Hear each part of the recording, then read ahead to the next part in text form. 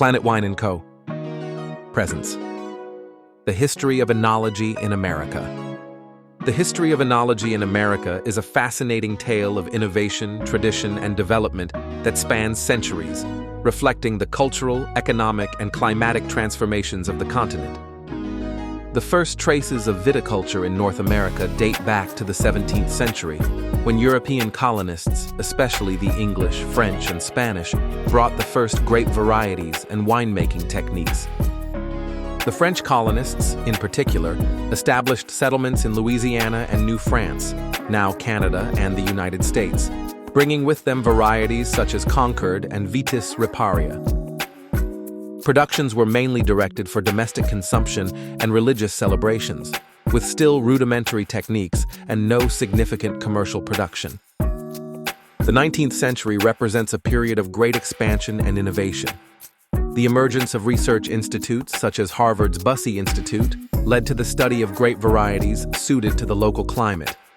France, and in particular the Bordeaux and Burgundy region, influenced winemaking techniques and varieties grown, although the American climate and terroir imposed adaptations.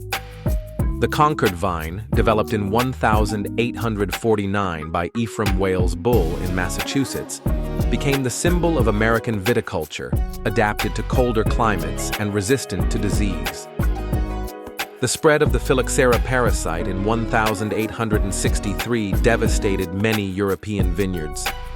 The Americans, on the other hand, had resistant varieties, but they too were affected by the crisis.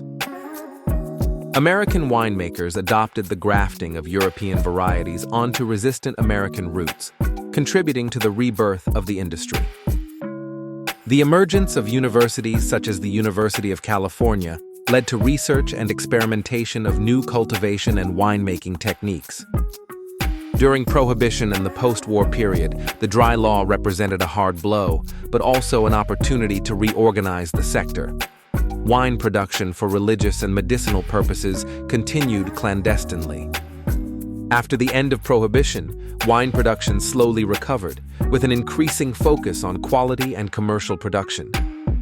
California began to grow varieties such as Cabernet Sauvignon, Merlot, and Chardonnay, thanks in part to investments by European and American companies.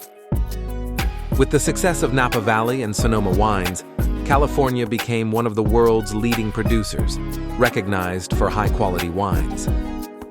The introduction of modern winemaking techniques, temperature control, grape selection, and vineyard management has raised quality standards.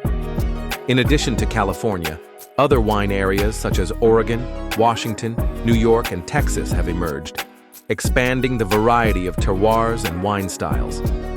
In recent decades, there has been an increasing focus on sustainable, organic, and biodynamic practices. In fact, today, American oenology represents a dynamic and innovative sector, with approximately 10,000 wineries and a growing domestic market. The United States is among the leading exporters of wine in the world, with key markets in Europe, Asia, and Latin America.